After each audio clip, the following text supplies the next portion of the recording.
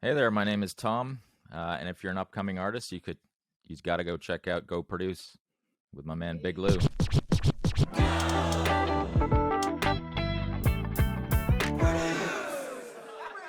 What's up, smartest? We've got Tom Westin. He is a co-founding partner, composer, producer, and creative director of the Grayson Music Group. It has become one of the premier music production companies in North America, growing to a staff of 40 in its studio facility in Toronto, with an office also in Nashville. Grayson MG handles music and sound for over 400 brand projects a year. They have composed and supervised hundreds of series and feature films. Plus, they have countless co-writes with various artists. Tom has also been a finalist for Best Score at Massa 2019 and has been part of hundreds of award-winning advertising campaigns from Cannes, The One Show, and LIA. Smartists, this is Tom Westin. Woo! Grumpy Sound Guy, super excited to have you. I'm very excited to have you here, Tom. Thank you for being here. Thanks, Lou. It's a pleasure to be here. Beautiful.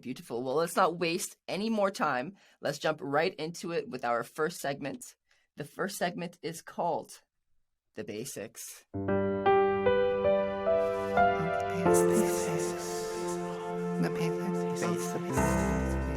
Our grumpy sound guy, he's actually not feeling too well, but he sent in that recording just to stimulate the rest of the conversation.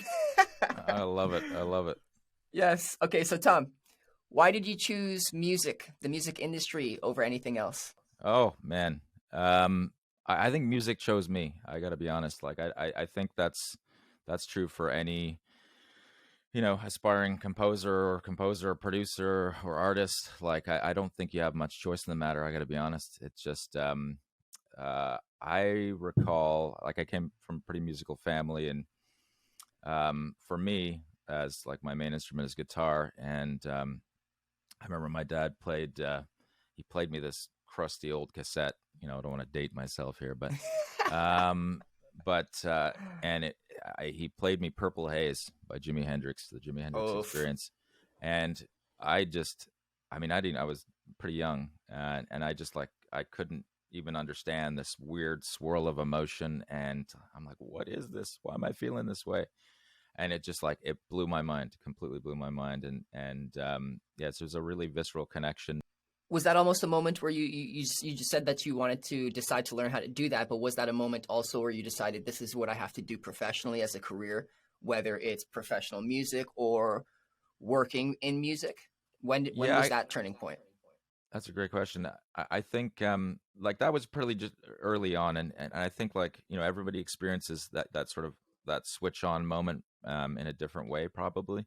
I felt like the transition to career was just like this kind of vague notion of, like, oh man, I just need to be around other musicians, and I want to play, I want to record, I want to write. I didn't really have a very directed way at it, but I'd say, like, we started, my founding partner and I started Grayson Music. I think we were just out of college, university, and I was like 24 years old, and even then it was like, oh, okay, how are we going to do this? Like, we thought, okay, well, let's just we put a bit of money together to get a little recording studio going, a little setup, and kind of things blossomed from there. But I don't know that there was no light bulb moment where I'm like, I have to make my living from this. I was the whole time it was really just trying to figure out, how do I keep doing this? And like, you got to eat, right? So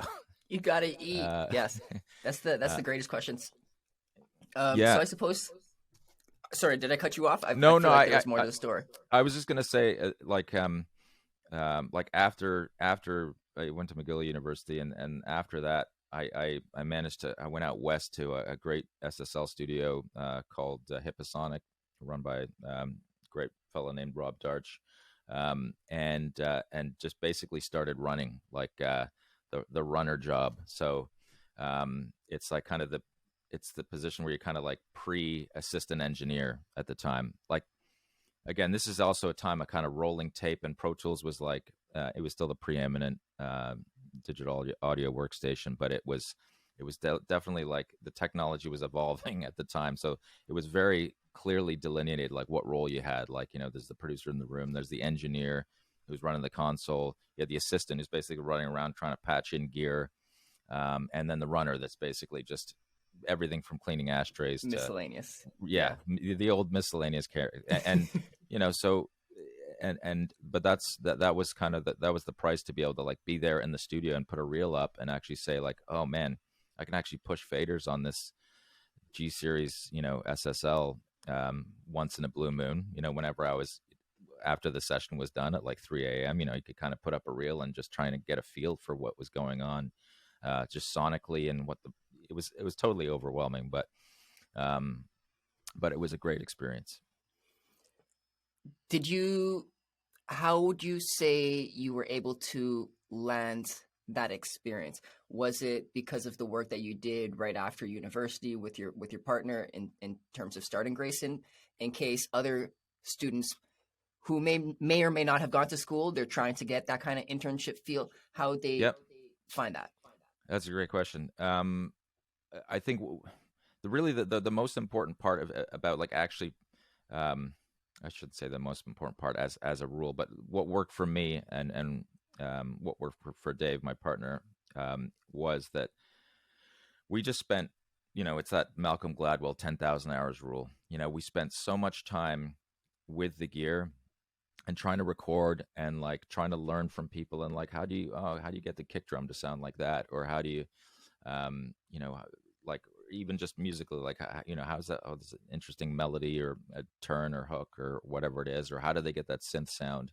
And you're just, the constant curiosity has to fuel like, and again, for me, this was my process, like having to sit with Pro Tools and make all the mistakes and like yeah, that sounds like shit. Let's do that again. And it's not because of the performer; it was because of the way I was recording it, or for any number of reasons. When you're starting out, it's hard. Like I think you have to kind of make those mistakes, and until you have a few. There's always a moment when even early on when you're just working on a track or something, and I don't know, for me, you kind of get that kind of weird little tickle in the back of your neck, and you're like, oh man, okay, this could be pretty good. This is pretty good. Like I'm feeling this. And that to me, that's like that's the tonic. Like that's what fuels you. And it can happen when you're playing. It can happen when you're just like listening to an artist in the room, or just somebody's doing a playback of something that you're part of, and all of those things. And but really, the number of hours spent, just even working the tools. You don't need to be like a virtuoso piano player or guitarist to be able to like come up with a great progression, or like there's so many tools at your disposal, and so you kind of have to work. You have to be around them, and expose yourself to them and try stuff. Yeah. So I drew curiosity from this. I drew repetition. I drew essentially being okay with failure. These are all qualities that are essential for this pursuit. Maybe those are the answers already, but I have to ask it anyway. What is the first lesson that you've learned from being in the industry, whether it was at university or whether it was your own experience with your partner? I would say it's funny, and it's because you said it last, was failure. Like you kind of have to get used to failure, and it doesn't suit everyone. And, I always say, like, if you can figure out like how to shelve like the ego a little bit, that's a huge, because the ego can be very helpful, because you have to self-advocate, but there's a time and a place for it. And I think sometimes if you can get out of your own way, some of the ideas will flow better, and maybe the opportunities along with it. I had a hard time, especially, it's such a personal thing. Like, and it doesn't really matter if it's like your solo record, or if you're like, writing something for like a McDonald's commercial, or writing for, at least the way, like I make no distinction in some ways, because, that process can be quite similar, or a film, like, or TV series. you're kind of putting yourself out there, as much as you like to deny it, as an artist, like in any way, shape, It's or true. form. And it hurts to get rejected. So the one, it's like, I think that's an important lesson, is like, the rejection there will be a lot of it, and just try and learn from it as best as you can. I like to think as no as new opportunity. Rejection, what's next? I mean, don't take it personal. It's part of the game. Great lesson. Part of the Yeah. game. Tom, I got one more before we switch segments. I really like this question. What would you change about the music industry? Ooh, well, that's another really great question. I would say, I mean, I think in some ways we've been part of this movement. Like, it used to be verboten to have, like, if you did commercials like Sell Out, those worlds did not cross. But I think part of that shift is that ship has long sailed, and the shift in mentality is now, yeah, you know what, I want to release this, and I also want it to be synced to a major brand spot, or And what's stopping let's you? get it at the back of Gray's, exactly, like Gray's Anatomy or something, like whatever that placement is.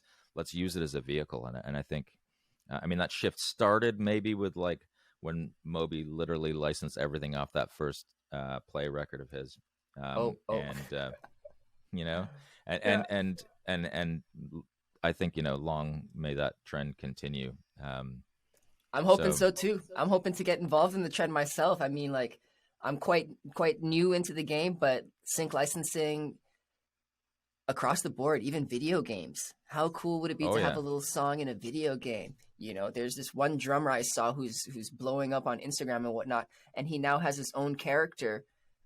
I'm not good at video games, but it's this I'm one. terrible. Yeah, they have their own world, and he just has his own character in it now. Like, that's super cool, and obviously he's getting paid for it. So there's a lot of room for that. Well, Definitely. not obviously, but hopefully and presumably, but Okay, it's you hard to caught me. tell these days, right? The other shift is, it used to be like you hang on to every little percentage point, like grim death. But I think there's a time and a place. Like, absolutely, you don't want to be exploited. But I look at all this Nashville style writing, where you're kind of, you're sharing publishing no matter what goes on in the room, because that it's just fair. Nobody knows. One idea sparks another. It's like, it only makes sense to split it down, you know, equally Evenly. on that. So the other piece of advice, I was given, and I feel like I pass on, it's, it's better to have, like, 10% of something than 100% of nothing. And so deal That's a good terms point. are deal terms are deal terms. And that's the way the world works. And, so, educating yourself on how royalties work and how front end, and hopefully have, people have the ability to kind of access somebody that well, I guess that somebody is the internet, but Yeah.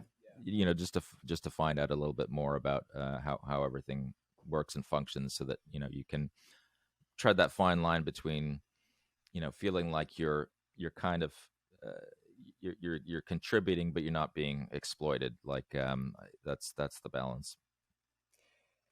It's a good point. It's a good point. It's a very lucrative industry, but you've got to be careful with the vultures. There are a lot of vultures out there, and also not so much vultures. Sometimes just people that are unaware of what's going on, and they make a move. But sometimes they are very aware. Anywho, that is the Yeah. basics. We are moving into the speed rounds. This is the speed round. It's the speed round. It's the speed round. Oh, Yeah, that that's was a sick. I love terrible that. take. Not again. Not again. Oh, I wanted to hear it again. That was tight. Oh. Hopefully it's not so fast that my brain, my COVID era brain will lag behind here, but I'll do my best. I won't make any. I won't say yes or no to that. So essentially, what we're doing here is I'm going to give you 20 different questions, Okay. and you have less than 3 seconds to answer each. If you go past the man. 3-second period, the grumpy sound guy will give you a buzzer that sounds like this. Oh, I That's made definitely a not lot a of buzzer. buzzers. Oh, Oh, that's the there you go. buzzer. They're not challenging questions. No justifications until after. Cool. Oh, wow. Oh, man. Pressure. Love it. Alrighty, Tom. What is your favorite activity to do? Be with my family. Grayson MG recently won the Canadian Production Company of the Year. Correct. Yes. What's your favorite meal? Pizza. Dead or alive, who do you like to have dinner with? Gotta be Hendrix. Did you ever play soccer against Pickering College while at UCC? Oh, no. I wish I had, but I wish I played for Liverpool FC. Maybe They'd be maybe more Jurgen fun. needs another 48-year-old striker. I don't know, but You I'm never holding out hope. know. Is water wet? Yes. Always. Make the first sound that comes to your mind. Woo! When was the Grayson Music Group founded? Technically 97. 97. If movie is to watch, then Netflix is too. Chill. Do you have any nicknames? Tuner. You have a BA in North American Studies from where? McGill University. Is this the best Nothing to do interview with you've music. ever? What's that? Sorry. No, I was saying nothing to do with music whatsoever. Exactly. That's the Yeah. irony. Mine is nothing either. Anywho, is this the best interview you've had so far? 100%. Hey, adventure or leisure? Adventure.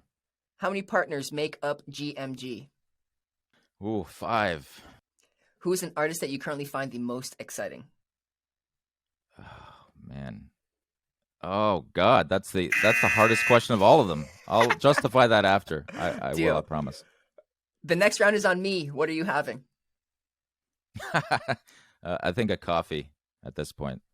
What does MASA an acronym for? Music and Sound Awards. Nice. Who is your all-around favorite person in the world? I'd have to. That's a tie between my wife and kids. What is your favorite city? Toronto. And can you imagine a world without music? It's like a world without love. No. Yeah, it's bleak. Very, very bleak. Tom, we made it through the speed round. It wasn't so bad, hey? No. That was good. My panic was unfounded. We're good. I like that. I am curious though about the artist, Lucale. You said her name is Yeah, Lucala. Yeah. Lucala. So I'm gonna have to check her out. Yeah, as far as like, somebody that's been involved in what we're doing and is about to drop some stuff. Like she's definitely like just a talent. Yeah. They're and that's one of the things we're doing is trying to connect artists and producers and get them excited about co-writes and get them excited about the idea of like crafting songs, whether it's for the artist in the room or and if there's a release in there, but also pushing it through our sync channels because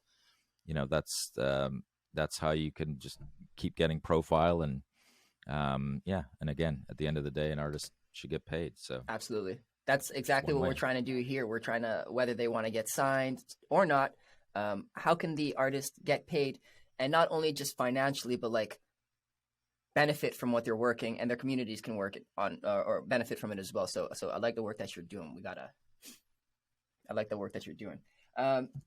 Speed Thank round. you. Speed round is good to go. We're moving on to what's yo take.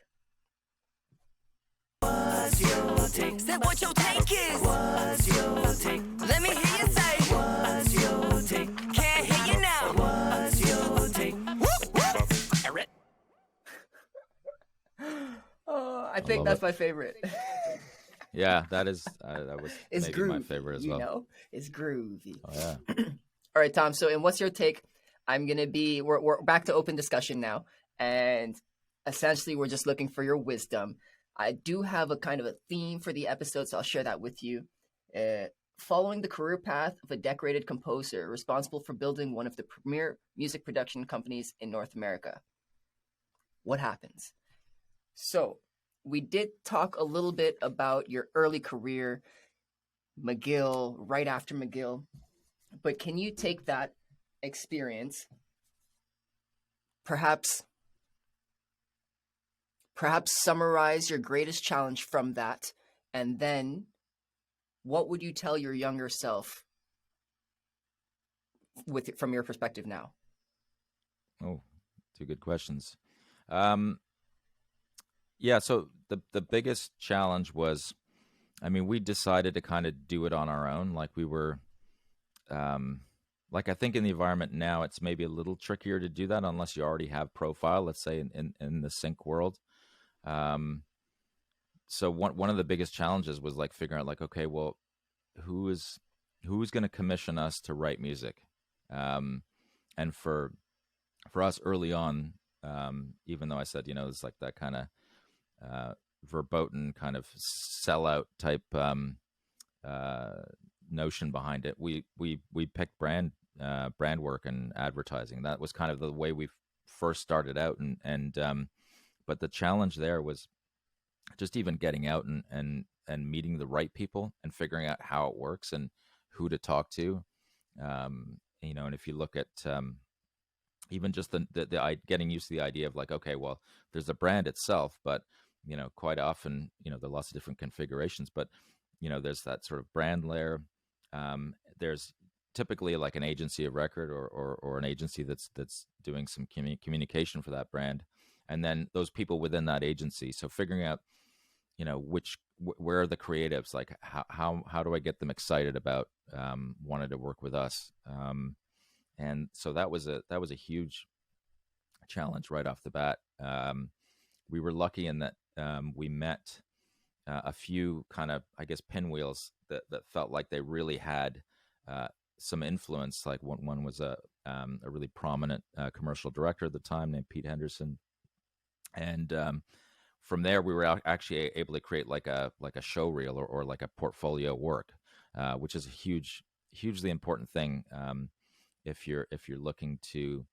I mean, that's the first question I will ask if somebody like an artist or composer producer wants to, or songwriter wants to send stuff our way, is like kind of what have you done? And one thing is just straight up like songs they've written, and but the other huge component is kind of what have you done in sync, like the AV world. It's a fine-tuned, it's a slightly different flexing of the musical muscle, I guess, over the musical brain. And then the second part of the question was, what would I tell my younger self? Right. Like, I don't know if this will sound counterintuitive, but like, just be less stressed. Like, honestly, like it's not, and less worried about how, like, your craft, like, what, if you feel like what you're doing has merit, then so be it. It has merit, and try and stand behind that, and just be a little less, ironically, like worried about what other people think. If you believe in what you're doing. Was there a moment that doesn't when you mean to learned say. I feel like I'm still learning that, honestly. Yeah, like I hear that. it's a part of the, it's hard to switch off. And you can do it to yourself too. Like, be kind to yourself, like with your negative self-talk. I always look at like the process of composition or songwriting. I think in its most like perfect form, you're in that, so-called flow state, and things are just, they're rolling and things are coming out. It's not to say all the ideas are great, but it's just coming out nicely. But there's there's the musician brain, and then there's the producer brain. They don't always there's sometimes at odds. Like I look at like my musician brain wants to just kind of keep putting stuff in, and my producer brain wants to just keep taking stuff out. Like, it's like, oh, you don't need that. And it's like, don't fall in love with the parts. It's like, sometimes the thing you start with, like, could be that one sample or something. It's like, it like doesn't even make it into the ending track, right? So it's like, or the final track. But so be it. That was one of those things that brought you to what you needed to do. So, right. Anyway, so I just be like, maybe I just, if I'd been a little less uptight or something, like, in more in like the kind of, it's through the process of it. Like, it's important to like really care about whatever you're creating, as I said, like whatever it's for.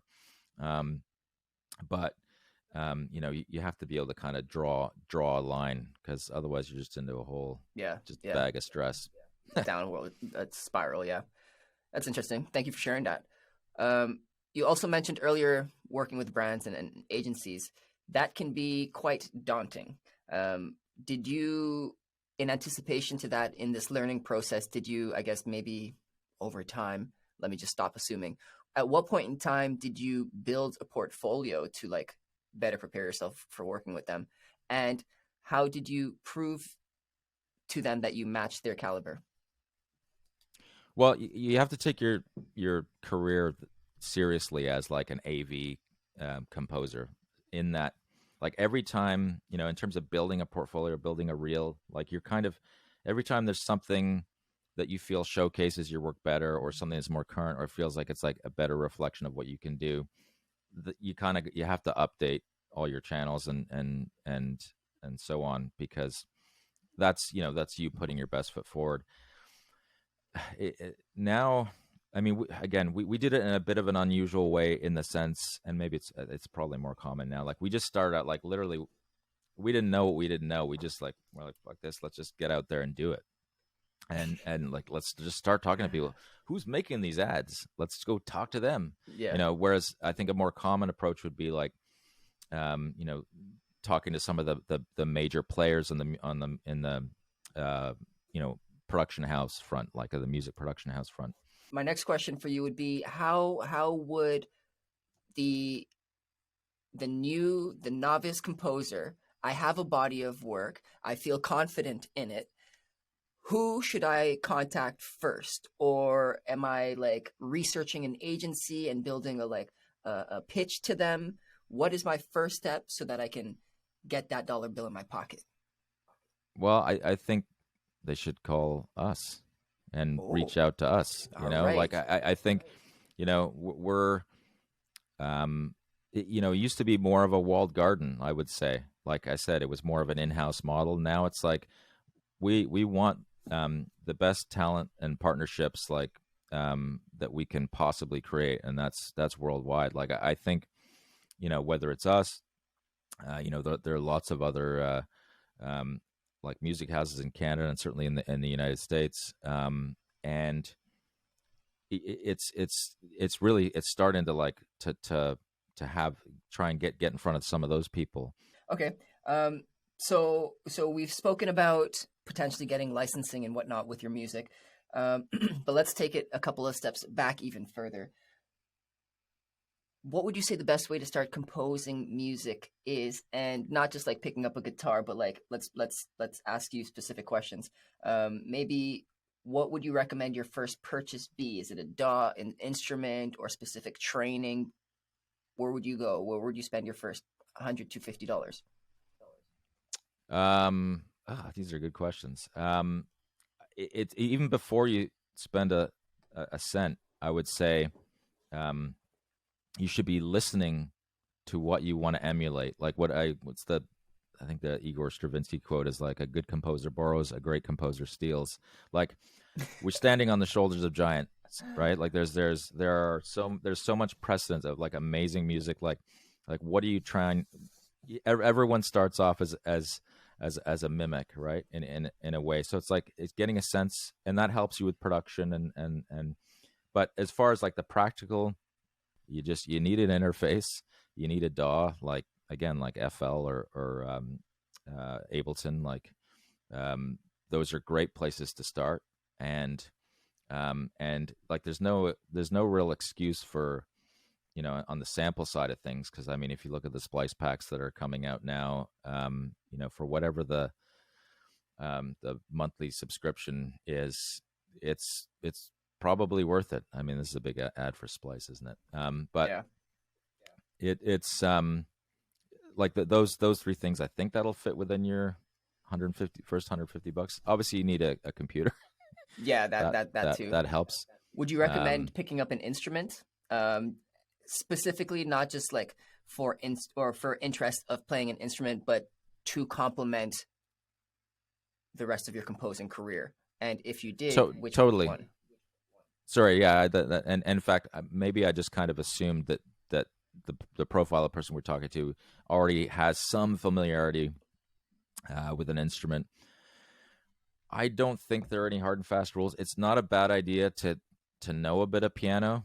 I find, like, I think being a guitarist has really helped because I can kind of pick up a lot of stuff in the guitar family. But I find when you're recording, whether it's like your voice or, I'm looking around my room here, like where like an ukulele or whatever it is, that's usually got more character and texture in your recording. And it's also something that nobody else out there has done. In that particular moment, you're creating something that hasn't been done, as opposed to, sure, yeah, there are a zillion amazing samples that you can use out there, but they're all out there. And, Right. So there's that question of like, yeah, sure, which is, there's certainly nothing wrong with that either. I mean, Right. But to be able to express yourself uniquely is can be pretty important, I think. I agree. Awesome. Okay. That's great. You pretty much answered all of my sub questions to that. So another question I have for your scores and for your different just kinds of composing song ideas, when they're super raw, when you're just walking down the road and they pop into your head, how do you organize them? What do you do to record these? Oh man, voice notes all the time. Like every session, somebody's always got voice notes going on all the time. And I realize now, like I go through, when I can, I go through old voice notes, because you never know. You're 100% right. Like when an idea is going to strike, and it's really is whatever is accessible at that moment, and then you can turn it into something later, or be like, okay, maybe I'll save that, because like we call them like little nuggets that you can rely on in a co-write, or or like, let's say you're like, oh, what happened to that one idea I had here? This could be like a perfect little theme for some other project. When you've got your voice note, for example, let's say we're in voice note still, you've got your raw idea. How much energy are you directing towards song structure itself? I would say the voice note is just about getting the idea out. Like, it depends on where it happens. Like if it's happening in a co-write, you may have a better idea of how it fits out, like, verse, pre-chorus, or bridge, if it's a bridge part or whatever it is. But most of the time, like if it's just striking you, or if you're just noodling something on the guitar, or God, I hate that word noodle. I don't know why I use that, but let's just say you're playing the guitar or whatever. It's just something you just don't want to disappear into the ether. Then just punch the voice note, and that may be just a really specific part. And again, you may not even know what it's for. Like, sure, that could be like, is that a verse part? We have that conversation all the time when we sit, when you're sitting in co-writes. I'm sure you've had this where you're just like, does this feel like more of a pre, or is this the chorus? Usually if you're asking that, it's probably not the chorus. Probably not. Do you ever find that you sit like in a room with other songwriters and then go through your library of voice notes and let's see what you're feeling? I think certainly like if I'm producing, it's not a bad idea to have like I usually try and think about, definitely think about like, you're listening to the artist you're working with, their prior material. You're kind of asking questions about like what you think they're going for. Those answers aren't always there, but like it's always nice to have a couple things. I don't want to say in the can, but like just ideas of like where you want to start things, and then where to go if it's a total train wreck. It's like there's another idea, and then sometimes it could just start with like just a beat, and then all of a sudden that sparks people in the room, and so it's just a matter of how and when you actually want to introduce that. What happens if they're flowing in different directions?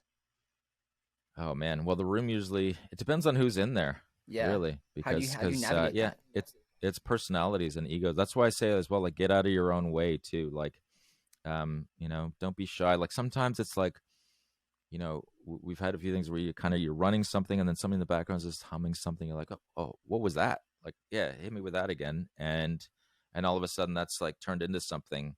Yeah, just always be listening and yeah, you just never know where things are going to go. And then, trust instincts, because at the end of the day, like, if you can't kind of go with your gut and what you feel is going to work, then, it probably, or if you're trying to chase something, it's like, it should sound more like this.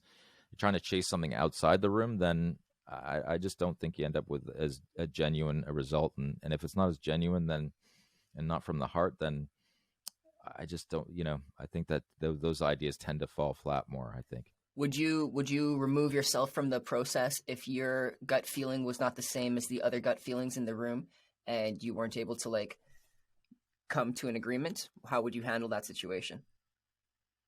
Sometimes it's like you just, again, it depends on your personality and the person that, and the personality of the person that you're maybe kind of not really getting along with. And sometimes it just doesn't work out, and you're like, oh, okay, well, I think it's important just to get something, like, leave the room with something down. And sometimes like it's like, okay, well, it's not the way I would have necessarily done it, but that's why you're co-writing, like, and let it be, what it, what the room kind of wants it to be. Or, and sometimes, if you really feel like it's, guys, we're really missing out, like, we're missing on this. If we pass on this idea, like, I think we've missed it. It's trying to find that balance, and that's where, to the prior comment about, like, where ego comes in, and just really just in the true sense of, like, just trying to step away from yourself a little bit and just be like, okay, let's try to really, like, objectively look at this idea and whether it's got merit. It makes helpful. so much sense, and like, I don't know why others don't see it so clearly. We are getting near the end of time. Do you have a couple minutes extra, or do you have to leave sharp at 12? No, I'm good. A couple minutes? Okay, we won't push too long. Longer. You were talking a little bit about how there are similarities between composing in general for music and advertising and branding and this and that, but also there are like strict differences in terms of what you're looking for or what the people are looking for. So the question itself is, how does song structure differ when composing for mainstream music as opposed to for film or for series? Perfect question. Yeah, like, really, as a film and TV, episodic TV writer, it's a bit of a catch-all. I would say, like, your job is to serve the picture and serve the storyline, in whatever way possible. It doesn't mean you can, like, you're not the entire show. You know what I mean? Like, regardless of how important a cue is, and believe me, it can be, 50%, more than 50%, like, in terms of the overall takeaway. Obviously, I'm biased on that part, but what it means is, like, the structures are kind of out the window. Like, you write the parts that the film requires. Like, it doesn't matter if there's no pre, and certainly, in many cases, it doesn't matter if there's a hook. Sometimes, like, sometimes it's not even an identifiable instrument. It could be literally like a solo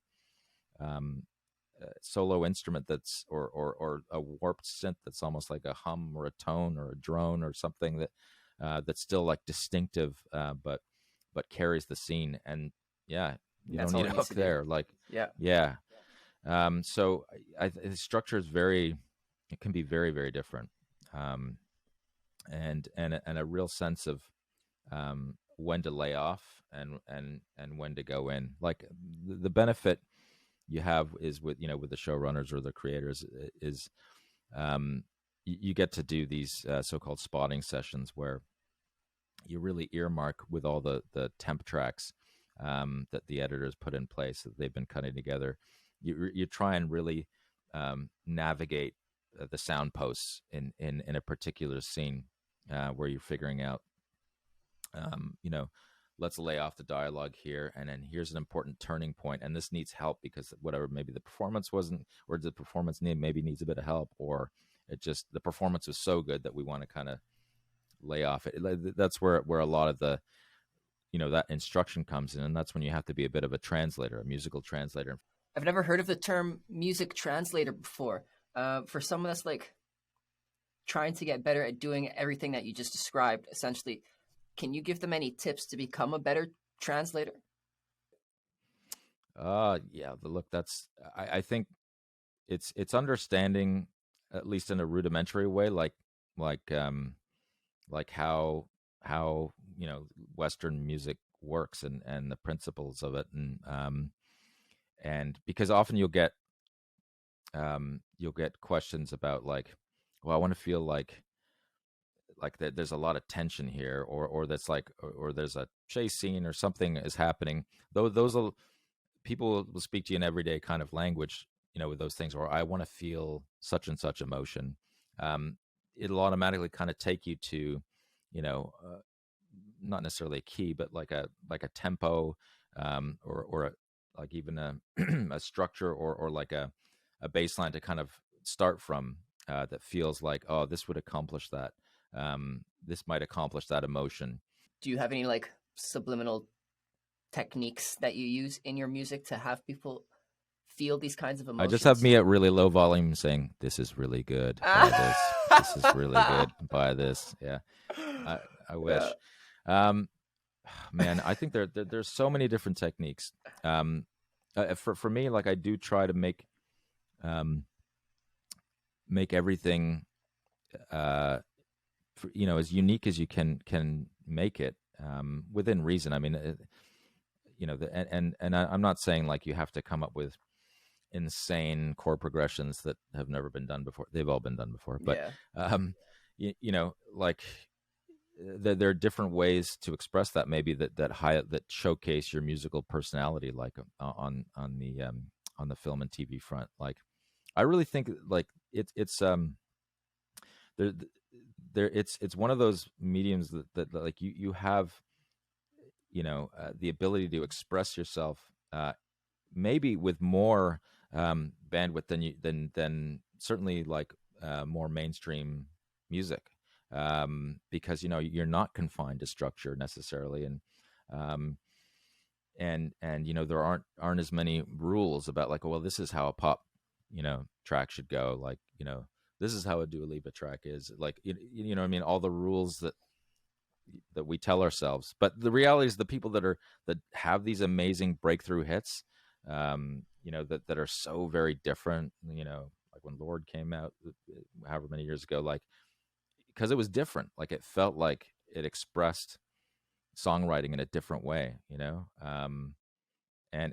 so I don't know, I always err on the side of like, do something more unique, and as long as if it's still likable, I think the uniqueness only just takes it to that other dimension. I got Tom, I got one more quick question for you from the back. If you can answer that like 30 seconds, and then a final segment, which is like another minute, and then we're pretty much wrapping up. Okay, Cool. I'll keep it short. This next question. Do you think that artists need to be able to read music? Do you think they need to be trained classically to like excel at this? I don't think it's a prerequisite. No, and in fact, we've had in-house composers like that, they've got masters or PhDs, and some that have zero musical training whatsoever. You either hear it or you don't. That it's pretty binary, I think. Make it work. Make it work. All right, Tom, we've got Clear the Air.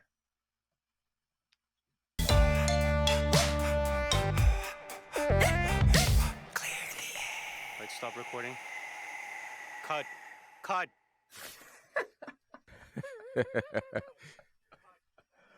Okay, Tom. Thank you. In Clear the Air, we have one of our fans, our smartest, and the Grumpy Sound Guy. Grumpy Sound Guy is not actually here today because he is ill, so he sent me his question. But first, I will share with you the question from our fan. Her name is Stasia. Hello, Tom. My name is Stasia. My question for you is, at what point in an artist's career are they ready to work with Grayson MG or similar companies? And what does your ideal client look like? Ooh, okay. Thanks, Stasia. I would say, for us, like we do want, I don't want to say like the fully formed article, but you definitely should, like, if you're coming in as a producer, songwriter, composer, you should have a body of work from which to show, like your show reel. Projects you've done, projects you're proud of, collaborations, what depending on what area you're looking at us for. So what was the second part of the question? The second part, what does your ideal client look like? So essentially you described that, and so this is probably not an upcoming artist. This is probably someone that's been in it for 2 to 3 years at least. They can talk to people, they're familiar with the industry. I would say, like, I'm really, really super pumped about Single, and I would say get in touch with us on that SNGL. We have an upcoming camp in November. I mean, right now I think we've got 40 sessions booked, and this is like from LA to Nashville to Toronto. We've got writers coming in from Concord, Nice Life, Arts and Crafts, Dual Tone, Mass Appeal, and Premier Music Group. So it's a great opportunity to get some co-writes in, and I think in order to get a seat at the table there, it's like, again, you want to be able to kind of illustrate it like a track record. Stuff you worked on, has it been cut, has it been synced, and like as I said, we're always looking for artists and producers to collaborate with, in especially in these camps. Huge. That's huge for community. That's awesome. And then the Grumpy Sound Guy question. Oh, big shout out to Stasia. Thank you for that question. Grumpy's question. He did a little bit of research on you, and he hears that you're a football fan. He wants to know a little bit about the story, how you got to begin composing music for CBC's FIFA World Cup and Olympic coverage. Yes. Okay. Just briefly. So, yeah, like, please keep it short, Tom. Okay. Grew up in England and became like a huge Liverpool fan, and was gutted when I wasn't invited to the camp because my parents would let me go. Anyway, I thought I was going to be a huge star. We had done, I'd kind of done a little reach out. This is in 2010, just prior to 2009, prior to the World Cup in South Africa. A little reach out to the creative director at the CBC on that project, basically on something else. It was like we presented like it was actually a song about Canada that we're like, we just kind of did this because we're all Olympic fans, and we'd love to just, is there a home for it somewhere? Which again is not a bad lesson. Just if you don't try, like, nothing will happen. So based on that, they gave us the opportunity to RFP or to pitch on this FIFA music theme, and I like to think it's because I'm such a huge footy fan that that's why it came through. But it was a really fun piece, and I really enjoyed writing it, and it ended up translating into all of this. We've done the last 4 Olympics, and all the World Cups that CBC has had the broadcast rights on. So it's a super thrill, just as a sports fan and as a football fan. So yeah, that was it. Thanks, Grumpy Sound Guy. That was a great question. Yeah, big shout out to the Grumpy Sound Guy for that, and thank you for your answer. This brings us to the near end. Tom, do you have any final words for us? Just, like, if you believe in what you're doing, there are always tools like to better yourself, and to get your music heard. Whether it's a hobby or what, like, if you are aspiring to make it the career and follow through, always trust in that. Like, there are more resources now available to better yourself in this field than there ever have been. Truth. So, like, there's no excuse. Everyone's got access. So that's actually one of the best things, that kind of democratizing of sound and music. So we have that now. Yes, we do. Tom Westin, thank you so much for being here. I very much enjoyed having a conversation with you. Smartists, if you want to stay connected with us, follow along with our free Facebook group. It is goproduce.ca/groups. I'm saying too many times. My name is Big Lou, and I want to see you there. We out.